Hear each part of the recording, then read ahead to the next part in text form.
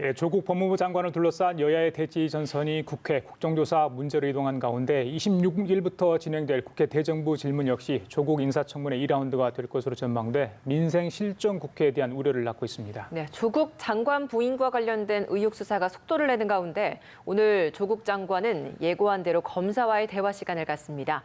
이 관련 내용 포함한 전국 현안들 최창렬 용인대 통일대학원장, 김형준 명지대 교수와 함께 짚어보겠습니다. 네, 안녕하십니까? 어서 오십시오. 예. 자, 여야가 조국 법무부 장관 문제로 계속 대치를 하고 있습니다. 뭐 일각에서는 지루한 공방이다 이런 이야기지만 저희들이 지금 제일 처음으로 여쭤보고 싶은 게 국정조사 문제인데요. 일단은 보수 야당에서는 그걸 좀 하고 싶어 하는데 여당은 강력 반대하고 있고요. 또 한국당은 뭐 다른 이제 가처분 신청, 직무 가처분 신청 이야기까지 나오고 있습니다. 뭐 금명간 제출하겠다고 이야기를 하는데 여야 대치 상황, 지금 상황 어떻게 보고 계신지? 뭐 야당이 지금 직무정지 가처분 소송까지 내겠다고 하는 상황이고 대정부 질문이 예상돼 있다 하더라도요. 뭐 1차 벌써 연기된 거잖아요. 조국 장관에 대한 질문이 거의 대부분을 형성할 것 같아요. 국정감사 일정도 마찬가지고. 근데 지금 이제 이른바 조국 블랙홀이 너무 오래 갑니다. 지금 한 달하고도 지금 거의 뭐 열흘째인데 지난달 9일 날 내정이 됐었으니까. 근데 뭐 여야의 어떤 국회 대치도 대치입니다만 국민 여론이 너무 갈라져 있고요. 단 이제 갈라져 있긴 갈라져 있는데 추석 이후에 어떨 것인가가 굉장히 관심이었는데 추석 이후에도 좀 오히려 조국 장관 반대 여론이 더 많은 것 같아요. 조금 벌어진 경향이 좀 있는 것 같습니다. 지금 여론조사 기관에 따라 좀 다르긴 한데. 근데 이게 어쨌든 국회가 뭔가 제 기능을 해야 되는데, 아니 정기국회 아닙니까 지금이. 게다가 이것과 관련해가지고 모든 뭐 민생 법안, 비쟁점 법안들도 다 묶여 있는 상황이고, 가뜩이나 20대 국회가 제 역할을 못하고 있다라는 평가가 지배적인데, 더욱더 이 20대 국회, 정기국회 거의 마지막 국회나 마찬가지인데 실질적으로 이 역할을 못하고 있기 때문에 이 부분을 일단 여권이 여당이 뭔가 타개할 만한 그 대책을 내놔야 되는데 민주당으로서도 지금 이 상황 속에서 뭐 조국 장관 사퇴를 얘기할 수도 없는 상황인 것 같고요. 민주당 내부도. 한국당은 뭐 삭발 릴레이 뭐 어제까지도 있었습니다만 이게 계속 되고 있는 상황이라서 참 어떻게 해야 될지 정말 안개속인 것 같아요. 여야가 계속 내년도 선거 있죠. 게다가 또 지금 양쪽 정당들 민주당이나 한국당 등 이 정당들은 공천을 지켜가지고 그 목소리가 완전히 매몰돼 있고 지금 현재 이런 상황입니다. 참 답답할 수밖에 없는 거죠. 실제로 보면 상황은 굉장히 추석 이후에 여권으로서는 좀 더 나쁜 방향으로 흘러가고 있는 것 같습니다. 전국의 전현직 교수가 3천여 명 이상이 시국 선언을 하고요. 그리고 뭐 조금 전에 리포트 나왔지만 서울대, 연대, 고대에서 뭐 촛불 집회가 이어지고 있고요. 그리고 아니 제1야당 대표가 삭발 투쟁을 할 정도 이거는 뭐 최초거든요. 그러니까 모든 전반적인 부분 속에서 여당이 지금 어려울 수밖에 없고 뭐 조금 후에 자세히 말씀을 드리겠지만은 추석 민심 이후에 정말 민심이 더 악화되고 있다는 게 각종 여론조사 결과에서 밝혀지고 있거든요. 지난 국정농단 사건 때요, 2016년대 많이 들었던 말이 이게 나라냐라는 얘기를 좀 많이 들었지 않습니까? 저는 거기에 빗대어 얘기한다면 이게 정말 촛불 정부냐. 그러니까 촛불 정부라는 거는 정의와 공정을 기초로 해서 탄생한 정부에서 대한민국의 민주주의가 무너지고 있다라고 하는 것을 비판하는 이 상황을 직면하면서 참 안쓰럽고 그리고 정치에 대한 몰락, 정치에 대한 실종, 이 책임을 1차적으로 대통령이 질 수밖에 없다. 근데 더 꼭 말씀을 좀 드리고 싶은 거는 임명권자라 하더라도 이제는 뭐 일선 검사 만나러 돌아다니지 말고 좀 더 성찰하면서 뭐가 무엇인지를 좀 우리 조국 장관이 좀 더욱더 성찰을 좀 해야 되지 않을까라는 생각을 좀 합니다. 야당에서 계속해서 이렇게 반발을 하고 있는 상황에서 여당도 타개할 만한 대책을 찾지 못해 굉장히 복잡한 상황일 것 같다라고 앞서 최 교수님께서 좀 말씀을 해주셨는데 여당에서 주장하는 건 야당이 제시한 국정조사 요구 계획서 제출한 그 부분, 요구서 제출한 부분을 두고 국정조사 감사법에 충돌된다. 지금 현재 검찰이 수사를 진행하고 있는 상황이라서 뭐 사생활침이나 이런 조사가 진행되는 상황에 대한 것은 국정조사를 할 수 없다. 이런 주장을 하고 있거든요. 여기에 대해서는 어떻게 보고 근데 뭐 지금 계십니까? 검찰 수사를 하고 있으니까 원론적으로는 맞는 얘기죠. 검찰 수사 중인 사건을 뭐 국정조사 한다고 더 밝혀지지 않겠죠. 근데 이 부분이 지금 워낙 국민적 관심이잖아요. 앞서도 말씀하셨습니다만 보수 진보의 문제도 아니란 말이에요. 결국 정치라는 거는 민심이 무엇인가를 제대로 파악해야 되는 거 아니겠어요? 보수 정권이건 진보 정권이건. 그리고 이게 온 국민의 관심이에요, 정말. 그렇다면 그런 의미에서 여당의 얘기가 원론적으로는 맞는 얘기일지 모릅니다만 그게 좀 이렇게 설득력이 약해 보이긴 해요. 근데 문제는 이제 국정조사라는 게 여야가 합의해야 되는 거 아니겠어요? 그리고 이제 그렇죠. 본회의에서 제적의원 과반수의 출석과 출석의원 과반수의 찬성이 있어야 돼요. 그리고 합의를 해야 되는 거예요, 사실상.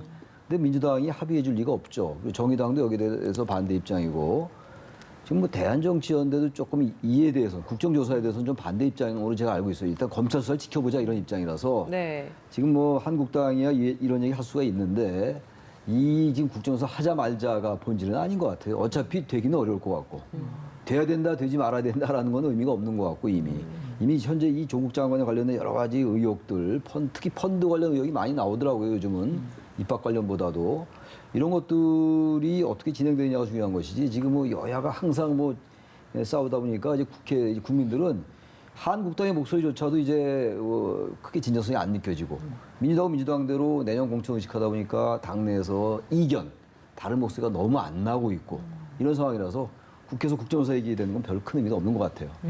아까 김 교수께서 민심 이야기하고 대통령의 어떤 그런 민심을 읽을 수 있는 부분들 말씀하셨고 최 교수께서는 또 여당 쪽에 책임이 있다 이런 말씀도 하셨습니다. 물론 당사자도 좀 성찰하라 이렇게 하셨는데 그래서 추석 이후에 조금 이렇게 상황이 반전될 것으로 여당은 기대했을까요? 지금 여당 쪽에서 나오는 목소리는 그러니까 민생과 개혁을 강조하고 있습니다만 쉽게 국민들한테 이렇게 접할 수 있는 그런 수치로는 나타나고 있지 않은 것 같거든요. 정상적인 정치인이라고 하면은 민주당 의원도 얼마나 답답하겠습니까? 내년도 공천이 있다 보니까 특히 이제 이해찬 대표가 이제 강력한 힘을 갖고 있으니까 이야기를 못하는 것뿐일 거예요. 그런데 뭐 예견한 대로 뭐 추석 민심은 보니까 굉장히 안 좋게 지금 흘러가고 있다. 저는 그래서 이제 여론조사를 볼 때 기준이 몇 가지가 있는데 첫 번째 기준은 이제 수치가 중요한 게 아니라 흐름을 보는 거거든요. 근데 지금 추석 전 또 추석 그리고 중간 그리고 추석 이후에 크게 5번의 여론조사들이 나왔었어요. 근데 그것을 뭐 이렇게 평균 내는 거는 좀 어렵지만 추이를 본다는 의미에서 본다고 한다면 SBS, KBS, MBC 그리고 리얼미터 오늘 한국갤럽까지 5군데 거를 조사를 해보니까 대통령의 국정 운영에 대해서 긍정은 한 43.6%밖에 안 되고 부정은 52.5%. 여기서 중요한 건 오늘 한국갤럽 조사가 굉장히 제가 볼 때는 여권으로는 아픈 부분입니다. 왜냐하면 대통령이 국정 운영을 잘하고 있다라는 비율이 40%밖에 안 나왔어요. 그런데 대통령이 지난 2017년 대통령 선거에서 얻었던 득표율이 41.1% 그리고 심상정 후보가 얻은 게 6.2%라고 한다면 47%가 실질적으로 범진보의 지지층인데 그것이 40%까지 떨어졌다는 거는 지지층도도 굉장히 이탈하고 있다는 것을 보여주고 있다는 것이죠. 이것을 절대로 간과해서는 안 된다. 만약에요. 40% 선이 무너지면은 국정 운영 거의 동력을 상실하는 겁니다. 거기를 마지노선으로 마지노선까지 온 거예요. 그럴 때의 역할은 제일 중요한 역할은 바로 집권당의 역할이라는 거죠. 집권당이 쓴소리를 내야 됩니다. 우리 청문회 과정 속에서 많은 여당의 의원들이 뭐라 그랬어요. 조국 후보자를 향해서 표창장 위조되면 법무부 장관 직무를 할 수 있습니까? 안 되죠. 까지 얘기를 했었잖아요. 그런데 지금 뭐 검찰의 조사 내용을 보면은 이게 지금 공소장에도 나와 있단 말이에요. 위조됐다는 부분. 이렇다고 한다면 제대로 된 정치인이라면은 쓴소리를 내서 조국 장관 보고 사퇴를 하든 결정을 하라고 압박을 해야죠. 정말 저는 이 집권당에 대해서 꼭 지적을 하고 싶은 게 이런 상황에서 무슨 법무부하고 집권당하고 당정 협의를 하면서 뭐 공보 주칙을 뭐 강화한다라고 하는 이런 회의를 한다는 것 자체가 도대체 민심을 어떻게 보고 하는 것인지 그러다 보니까 국민은 절대로 어리석지 않습니다. 오늘을 시점으로 해서 이제는 집권 여당이 좀 정신 차리고 무엇이 국민의 소리인지를 좀 깊이 성찰하는 시간을 가졌으면 좋겠다는 말씀 좀 드립니다. 예, 집권당도 지지율이 좀 떨어지는 추세가 네, 나타나고 그렇습니다. 있습니다. 교수님께서는 어떻게 여론조사 지형 좀 보고 계십니까? 정당은 기본적으로 선거에 굉장히 민감한 조직이거든요. 그러니까 같은 여권 내에서도 청와대와 집권당이 그래서 다른 몫을 낼 수가 있는 거거든요. 일단 정당에 소속된 사람들은 당선돼야 될 거 아니겠어요. 근데 당선되려면 공천을 받아야 되는 거고, 공천을 받으려면은 집권 핵심들에게 속된 말로 찍히지 말아야 되고, 이런 게 복잡하게 얽혀 있는 거예요. 근데 지금 이 민주당 지지도가 떨어진다는 얘기는 민심이 점점 반영되고 있다는 얘기거든요. 지금 이제 검찰 수사가 계속 이제 여러 방면으로 진행이 되고, 사모펀드에 관련된 것도 펀드도 여러 개 있는 거잖아요. 그러다 보니까 자꾸 이제 정당 지지도도 민주당이 떨어지는 거란 말이죠. 그렇다면은 전 뭐 기대란 표현이 어떨지 모르겠는데, 그래도 정당은 가장 그 민심과는 그 가까이 있는 조직이거든요. 청와대보다 좀 다른 거 아니겠어요? 또 선거라는 게 다가오고. 두 가지가 있는 것 같아요. 선거가 다가오다 보니까 청와대나 집권 세력 핵심을 의식하는 부분이 하나 있고, 이것과는 반대로 진짜 그러한 것들 때문에 공천이 어려워진다 하더라도 막상 출마하면 당선이 안 될 수 있으니까, 전 그래서 이게 시간이 좀 갈수록 민주당도 만약에 민심이 계속 악화된다면, 게다가 또 수사 결과가 또 다른 게 또 나온다면은 네. 민주당이 좀 내부적으로 변할 가능성이 있다고 좀 봐요. 아까 우리 김 교수님 말씀했지만 민주당 의원들이라고 이런 건 모르겠어요. 그냥 수치로 나타나는 거 아닙니까? 수치로. 리얼미터도 그렇고 갤럽도 예. 그렇고. 그렇다면 이 부분을 계속 방치한다? 그걸 언제까지나 자꾸 보수 진보의 문제, 그다음에 집권 세력과 한국당과의 지지 세력의 문제로 볼 수 있느냐, 이런 얘기예요. 그래서 그런 부분들 민주당이 좀 냉철하게 성찰할 필요가 있다. 이거는 예. 국가를 위해서 그런 말씀 안 드릴 수가 없습니다. 이런 얘기가 나왔으니까 이분 얘기 잠깐 하고 가겠습니다. 유시민 노무현재단 이사장이 유튜브 방송이죠. 알릴레오 시즌2를 다시 한다고 합니다. 조국 장관에 대해서 강력하게 엄호를 했던 그런 분 중에 한 분이죠. 또 아까 말씀하셨던 여당 내 순서로 했던 분들에 또 비난을 했던 그런 부분도 있고요. 글쎄요. 유시민 이사장의 어떤 유튜브 방송, 뭐 그거야 뭐 하는 거야 자유지만 지금 국면, 그러니까 여당이 지금 지지율이 좀 떨어지고 있는 상황에서 유시민 이사장이 어떤 목소리를 낼 것으로 예상을 하십니까? 전 유시민 이사장은 이제 핵심 지지층을 의식하는 발언을 할 것 같아요. 약간의 발언의 결은 달라질 수 있다 하더라도 최근에 한 발언은 조국 장관을 완전히 옹호하고 두둔한 쪽이었잖아요.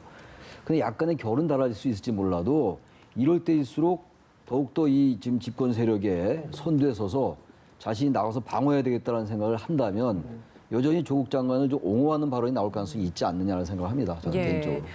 민주당의 지지율 그리고 민주당의 앞으로의 태도 변화 이런 부분들을 두 분 다 좀 이야기를 해주셨는데, 그럼 한국당이 여론조사 지지에서 요즘 아주 약간이나마 좀 오른 그 부분은 저희가 어떤 의미 있는 변화라고 좀 해석을 해야 되는 겁니까? 근데 여론조사가 이제 다양하게 나오는데 예. 두 가지의 흐름이 있어요. 하나는 한국당에게 조금 좋은 방향. 그러니까 리얼미터 조사에서는 목요일 날 조사 발표가 나왔었는데 상당히 이게 좁혀졌습니다. 그러니까 30%대를 회복하고, 그리고 바른미래당도 좀 회복하는 측세인데 반해서 민주당과 정의당의 지지도가 떨어지는 그런 모습을 보였고요. 심한 경우는 바른미래당이 제3정당으로 올라온 조사 결과도 있습니다. 그러니까 정의당도 위기죠. 예. 그러면서 봤을 때는 이러한 대여 투쟁을 통해서 나름대로 동력을 확보하는데, 이것은 자신의 지지층만의 확보가 되기 때문에 나온 현상들이 아니에요. 이 나름대로 중도층들의 도움을 받았기 때문이라는 생각이 드는데, 또 다른 여론조사 결과는 어떤 것이 나오냐면 그것이 아니고 무당층이 굉장히 늘어나고 있다. 그러니까 40% 정도의 무당층이 나오고 있다라는 조사 결과도 나오거든요. 예. 그거는 뭐냐면 지금 대여 투쟁 속에서 민주당을 이탈한 그런 지지층을 한국당이 흡수하지 못하고 있다는 방증이란 말이에요. 그러니까 앞으로도 이 투쟁에 있어서의 방식과 더불어서 어떻게 국민들과 공감할 수 있는 나름대로의 대안을 제시하느냐는 숙제를 남고 있는 거예요. 다만 이제 바람직한 거는 한국당 입장에서 봤을 때는 그래도 조금씩 이제 회복하고 있다는 모습을 좀 보이고 있다라는 것인데요. 이게 이제 앞으로 제가 볼 때는 한 두세 달이면 굉장히 그 중요한 변곡점이 될 거라고 봅니다. 왜냐하면 뭐 지금 대정부 질문 있었죠. 10월 2일서부터 이제 21일까지 국정감사를 하지 않습니까? 그리고 더 중요한 게 있습니다. 11월 27일이 패스트 트랙으로 제정된 선거법 개정이 결국은 본회의에 올라갈 수 있는 기간이란 말이에요.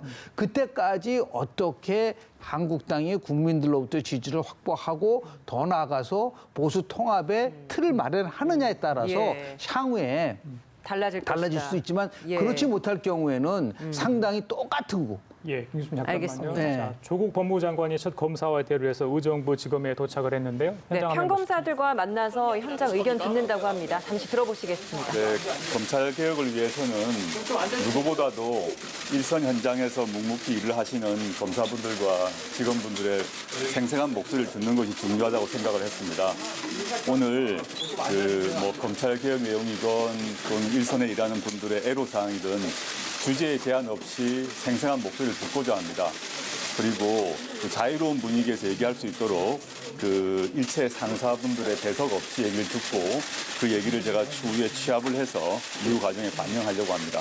오늘은 제가 말하는 시간이 아니라 듣는 시간입니다. 그렇게 이해해 주시면 좋겠습니다. 감사합니다. 참석자들은 어떻게 정해지는 겁니까? 자율적으로 정한 것으로 알고 있습니다. 간부급 검사들은 다 빠지는 겁니까? 네, 그렇습니다.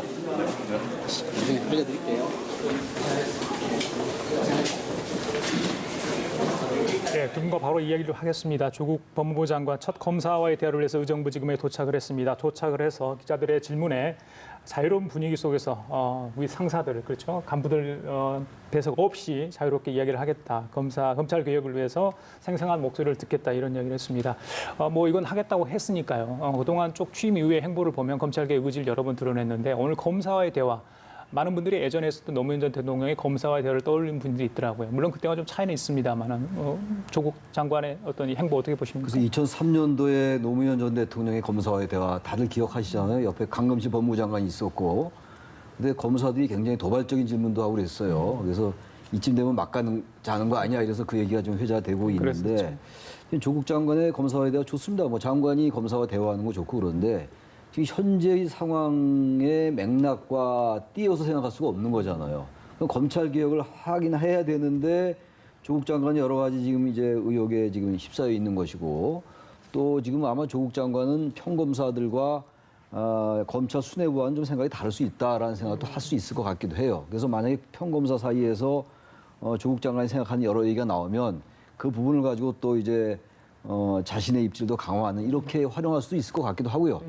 그러면 이외에 또 이제 그야말로 순수하게 예. 장관 취임한 이후에 예. 그 일선 검사들의 얘기를 듣고자 하는 것도 있을 수 있어요. 그러나 지금 어쨌든 현재 상황이 저 지금 평검사의 대화에 대해서 국민들이 어떻게 생각할지 글쎄 이건 굉장히 좀 뭐 생각에 따라 다를 수 있을 것 같아요. 상황이 좀 이렇기 때문에 수사가 진행되고 있는데 장관이 평검사와 대화하니까 뭐 여전히 뭐 그건 그것대로 인정할 수 있겠지만 아무튼 상당히 좀 애매한 입장이긴 할 것 같아요. 개혁 시도하는 측면에서는 이런 대화가 좀 실효성은 있는 시간일 거라고는 보시나요? 글쎄 저는 항상 개혁이라는 게요. 국회에서 그 패스트트랙이 통과돼야 될 거 아니에요. 사법개혁 특위에 올라 있는 거, 검경 수사권 조정 문제라든지, 그다음에 이른바 그 고위공직자 비리 수사처, 공수처 법적인 설치 부분도 그런 법안. 게 근데 있죠. 이런 부분들이 지금 한국당이 저렇게 완강한데 이제 와서 뭐 서로 좋다 나쁘다를 얘기한 이 시간은 이미 지난 것 같고 현실적으로 그게 이렇게 완강한데 그게 과연 가능할까? 검찰의 조직 문화를 바꾸고 감찰 기능을 강화하고 검찰국장을 이제 비검찰 출신으로 바꾸고 이런 것도 개혁의 한 부분인 건 맞아요. 맞는데 가장 본질적인 건 역시 법안이 통과돼야 되는 거 아니겠어요? 그 부분이 참 어떻게 조화될지가 참 답답한 노릇입니다. 예, 알겠습니다. 이게 지금 노무현 대통령이 이렇게 얘기를 한 적이 있어요. 장관은 전문성보다는 정무 능력과 그리고 조직 장악력이 제일 중요하다는 얘기를 했거든요. 검찰 개혁을 반대하는 국민이 있나요? 저도 조국 장관 이상으로 검찰 개혁 원합니다. 그러나 누가 언제 어떻게라고 하는 거로 봐서는 조국 장관은 힘들다는 거죠. 어저께 학생들이 모여서 뭐라 그랬어요? 검찰 개혁의 시작은 조국 장관이 물러나는 거라고 얘기를 했잖아요. 그런데 어떻게 검찰 개혁에 대해서 이렇게 많은 의혹을 받고 있는 장관이 가서 무슨 말을 할 수 있어요? 저 비공개거든요. 오히려 저는 검사와에 대해 하지 마시고 이건 본인이 쓴 책이에요. 왜 나는 법을 공부하는가. 제가 아주 상세하게 좀 읽어보고 있습니다. 뭐라고 나와 있냐면요. 35쪽을 보면 내가 가야 할 길은 스스로 선택하는 것이라고 챕터 제목이에요. 근데 정말 좋은 말을 했더라고요. 나는 가급적 젊은 세대들에게 자기의 마음을 들여다보는 시간을 가지라고 한다. 그리고 나서 바깥 세상을 보면 자신의 위치와 앞으로 가야 할 길이 노란 벽돌처럼 선명하게 나타. 아, 이거 주옥 같은 말이에요. 이거 정말 검사에 대하지 마시고 자기가 쓴 책을 다시 한번 읽어보고 무엇이 정말 이 시점에서 내가 해야 될 것이냐. 그래야지 스스로 선택할 수 있는 길이 열릴 수 있는 거 아니겠습니까? 저는 저런 식의 뭐 검사와의 대화를 한다는 것 자체가 참 유아적이고 참 세상을 참 모른다라는 생각이 들 수밖에 없다. 물론 이렇게 얘기하면은 뭐 폄하하는 것이 아니라고 보지만 일반 민심의 흐름을 좀 보고 항복을 했으면 좋겠다라는 말씀을 좀 드립니다. 제가 잠깐 조국 장관을 좀 대변한다면 네. 장관이 투임돼서 11일이 지났는데 가족들에 관련 수사가 진행 중인데 그렇다고 아무것도 하지 않고 있겠느냐 이건 아니지 않느냐 이렇게 좀 강변할 수 있지 않을까요? 그러니까 검찰 개혁의 영역은 여러 가지예요. 예를 들어 검경 수사권 조정이라든지 공수처는 이제 일단 국회로 넘어갔기 때문에 장관이 할 수 있는 부분이 없습니다. 장관이 할 수 있는 건 세 가지입니다. 인사권, 감찰권, 수사지휘권이란 말이에요. 이 세 가지를 다 할 수가 없어요. 인사권을 발행하면은 저거 특수부를 축소한다고 하면은 예를 들어서 뭔가 외압하는 게 아니냐. 예산권을 갖고 있다고 한다면 똑같은 시기란 말이에요. 그래서 당정이 협의에서도 공보준칙을 바꾼다고 했을 때 뭐라 그랬어요? 예. 수사가 끝나고 나서 한다고 그랬지 않습니까? 검사와의 대화를 하지 말라는 게 아니에요. 시점상 지금 할 수가 없다는 것인데 저렇게 자꾸만 밀어붙이려고 한다고 하니까 저분이 저런 사고의 판단에 미숙함이 있기 때문에 사태를 여기까지 끌고 온 게 아니냐라고 오히려 국민들이 저걸 보면서 맞아 조국 장관이 결국 물러날 수밖에 없겠구나를 오히려 강화시켜주는 효과밖에 안 나온다. 그런 의미에서 보면 조금 자중하고 검찰 수사 결과를 지켜보는 그러한 나름대로의 성숙한 자세가 필요하지 않을까 생각을 합니다. 예, 알겠습니다. 국회 내부로 와서 좀 이야기를 해보도록 하겠습니다. 민주당 내에서 총선 물갈이 이야기가 계속 나오고 있죠. 뭐 현역 의원들 대상으로 하는 최종 평가 방법 설명회도 열기로 했는데 이걸 두고도 뭐 중진 의원들 좀 교체하기 위한 일종의 좀 예고가 아니냐 뭐 이런 이야기들도 나오고 있는데 교수님께서는 현재 좀 민주당 내에서 나오고 있는 이런 현역 의원들 물갈이 분위기에 대해서는 좀 어떤 견해를 갖고 근데 계십니까? 뭐 민주당뿐만이 아니라 한국당도 그런 분위기가 있을 거라고 보고 이번 선거 이제 21대 총선거뿐만이 아니라 우리나라 선거는 항상 물갈이가 가장 큰 주제가 되더라고요. 유권자도 이제 3선, 4선 되면은 좀 피곤감은 있죠. 지역구에서. 그러니까 바꾸고자 하는 건 분명히 있어요. 그래서 항상 얘기 나오는 게 뭐 젊은 피 수혈, 뭐 세대 교체, 물갈이. 근데 또 나중에 또 통계를 보면요. 어느 국회나 그 물갈이율이 굉장히 높아요. 높은데 제일 높은 국회 때도 나중에 결과가 보면은 그렇게 세대 교체가 많이 되고 의원들이 교체가 돼도 초선의 의원의 비율이 높아도 별로 국회 성과는 없고. 그래서 현재 민주당 내의 그 물갈이는 항상 나오는 얘기긴 한데 이게 이제 어떻게 국민들에게 받아들여지냐의 문제예요. 전 이것도 역시 조국 장관 문제와 이렇게 매치시켜서 생각 안 할 수가 없어요. 현재 어쨌든 국민들의 모든 관심은 조국 장관에 관련된 거취 문제거든요. 어쨌든 간에. 그러니까 민주당 내에서 나오는 여러 가지 물갈이론도 조국 장관 때문에 민주당이 굉장히 지금 어려움에 있으니까 아까 지지율도 봤잖아요. 뭔가 국민들에게 개혁 공천을 보여주려고 하는 것 같아요. 그러니까 선거에서 보면은 공천을 어떻게 잘 참신하게 하고 개혁적으로 하는 정당이 유리하다는 게 되게 드러나 있어요. 그러면서 볼 때 뭐 당연히 민주당으로서는 좋은 방향이라고 봐요. 근데 이런 부분들도 민심이 어떤 조국 장관과 관련된 게 어느 정도 정리가 돼야지 이게 효과가 있다 이런 얘기입니다. 이건 이 자체는 의미가 있죠. 어쨌든 뭐 세대 교체를 하고 경선을 통해서 젊은 이제 참신한 인사들 들여오고 또 시민사회 이익을 반영해 나가고 전 이 자체를 뭐 나무라거나 이런 마음은 전혀 없어요. 의미 있는 거라고 보는데 정당으로서. 근데 이것들도 역시 공허하지 않으려면은 민심이 어떻게 부합하느냐를 민주당이 잘 성찰할 필요가 있다는 생각을 하는 거죠. 과거만큼의 어떤 그 선거를 앞두고 특히 총선을 앞두고 공천으로 뭐 문제가 생기거나 그런 것은 요즘에는 많이 있지 않는데 그럼에도 불구하고 내부에서 뭐 시스템이 많이 정비됐다고 하지만 여야 의원들 자기의 뭐 생명줄이 달려 있기 때문에 여러 가지 내부에 그런 알력이나 갈등이 있는 것 같아요. 지금 민주당 상황 어떻게 보고 그럼 민주당은 정확하게 국민에게 약속한 거를 지키면 됩니다. 7월 3일 날이요. 공천과 관련된 룰을 확정을 했습니다. 모든 현역 의원은 경선을 원칙으로 하고 그리고 신인에게 20% 가산점을 주고 그리고 선출직 평가위원회를 구성해서 20% 하위 20%에 대해서는 20점을 감점을 주겠다. 과거에는 20% 해당하면 다 탈락시켰지만 감점 제도로 바꿨거든요. 그러고 나서 권리당원 50% 그리고 국민안심 번호를 통해서 50% 해서 경선을 하겠다. 그대로 가면 돼요. 근데 무슨 뭐 물갈이가 나오고 뭐 이렇게 나온다는 얘기는 잘못하면 이게 또 시스템 공천이 무너지면서 인위적 공천이 돼서 가능성이 큽니다. 대한민국의 정당 특히 공천의 역사는요. 물갈이의 역사예요. 통상 30 내지 40%가 전원 다 물갈이가 됐었습니다. 근데 제가 꼭 지적을 하고 싶은 거는 무엇을 위한 물갈이냐라는 거죠.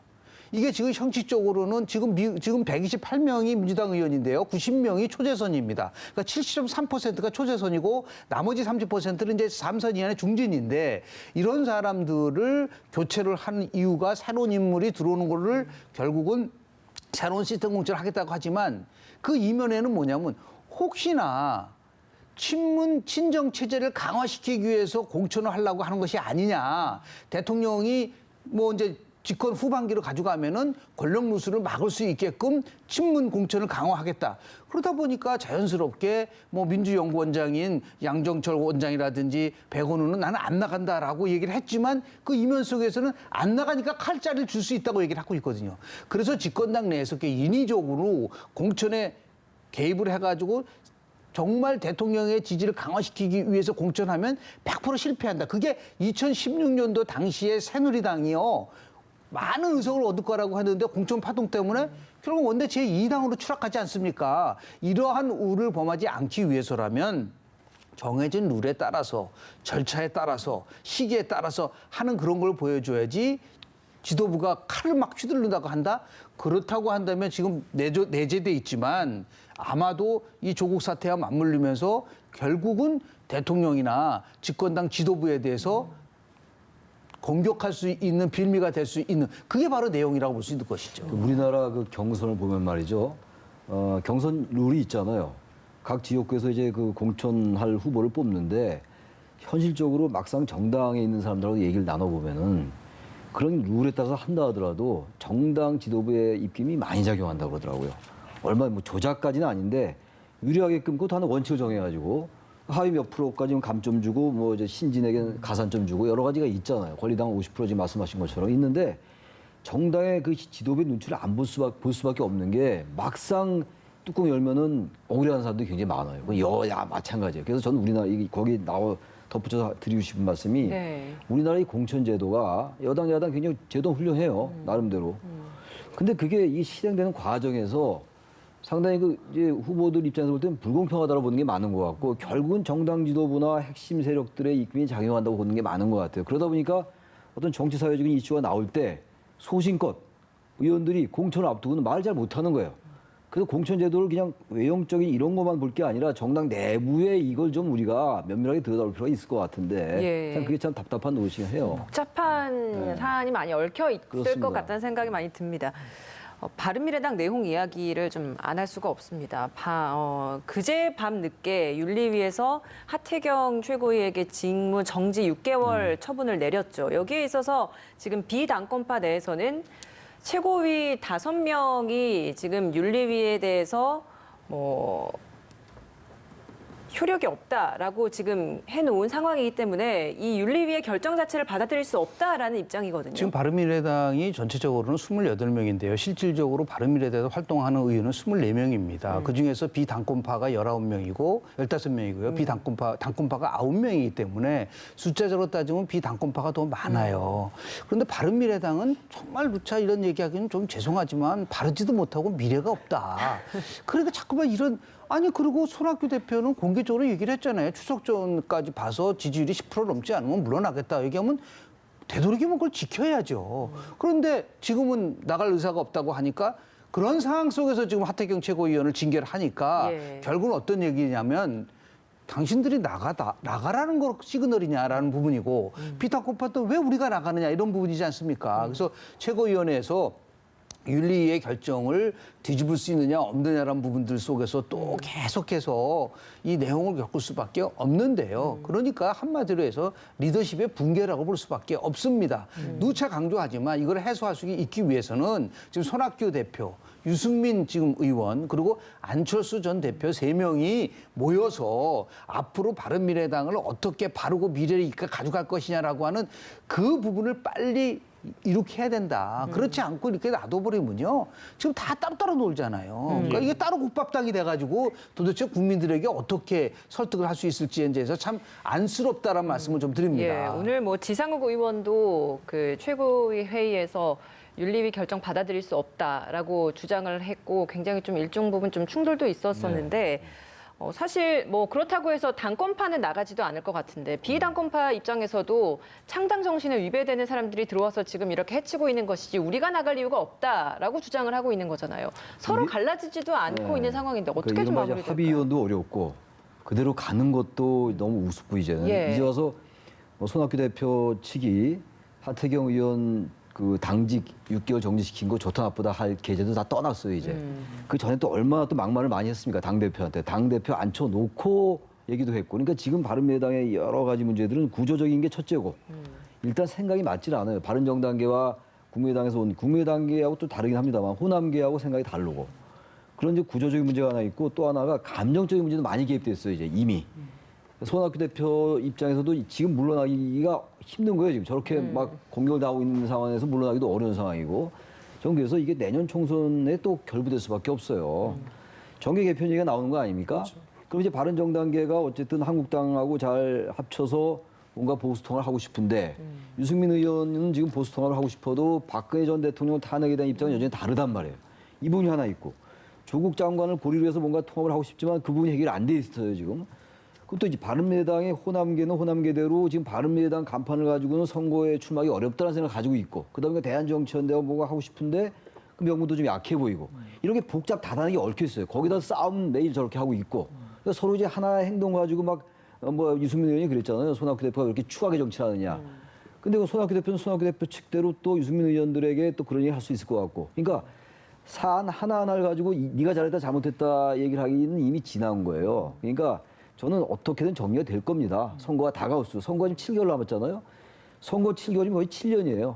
지금 엄청나게 여러 가지 변수가 있을 겁니다. 대한정치연대 문제도 그렇고 보수통합 문제도 그렇고 아닌 말로 안철수, 유승민 그다음에 그 이런 이른바 보수 개혁 중도 세력이 또 정당을 만들 수도 있고 그렇지 않을 수도 있고. 전 그래서 이 바른미래당의 여러 가지 내용이나 이런 것들은 그런 큰 맥락에서 볼 필요가 있는데 아무튼 간에 지금 현재 바른미래당의 저 내용도 지루해요. 피곤하고. 조국 장관 문제도 굉장히 국민들이 피곤하고 지루하듯이 이것도 마찬가지예요. 그건 뭐 지적 안 할 수가 없습니다. 예, 내부적으로 갈등이 있는데 외부 환경도 또 뭔가를 할 수 있는 그런 여건이 조성되지 않는 상황인 것 같아요. 그렇습니다. 바른미래당 그렇기도 하고 또 평화당도 마찬가지고 내년 총선에서 이 군소정당 어떻게 좀 살아남을 가능성이 왜 있겠습니까? 그러냐면요. 이게 지금 바로 잘 이해를 못해서 그런 부분도 있지만 선거 제도가 지금 가장 큰 문제인 거예요. 그러니까 연동형 비례대표제가 11월 27일 이후에는 본회의에 상정될 수 있거든요. 예. 그때까지 이러한 내용들이 각 정당마다 겪을 겁니다. 왜냐하면 연동형 비례대표제가 만약에 통과가 되면요. 일정한 득표를 하면은 의석을 얻을 수 있기 때문에 지역구는 전혀 상관없다. 그러니까 다당제로 갈 수밖에 없다고 한다면 굳이 뭐 하나의 통합을 한다든지 안에서 한 목소리를 낼 필요가 없다. 각자 자신들이 각자 도생을 해서 1인 1정당 체제도 올 수 있다. 이게 이제 유럽에서 많이 나타나는 현상들이거든요. 그러다 보니까 서로 버티는 싸움을 하는 것이죠. 과거와 같이 굉장히 그 당이 나가서 싸웠을 때 효력이 없다. 그러면 뭔가 대안을 찾을 텐데 오히려 일정 부분의 득표를 할 수 있다는 자신감이 있으니까 통합 안 하고 내용을 해결 안 하는 거예요. 그래서 참 지루한 싸움이 그런 의미에서 이 선거법 개정이라는 것이 왜 그동안 패스트 트랙에 대해서 정치권에 합의를 해야 된다는 얘기가 나온 것이 바로 정당 정치 구성에서 절대적 영향을 미치고 있기 때문에 그렇다는 말씀을 좀 드립니다. 그래요. 알겠습니다. 최창렬 용인대 통일대학원장, 김영준 영지대 교수 두 분과 함께했습니다. 오늘 말씀 감사합니다. 고맙습니다. 고맙습니다.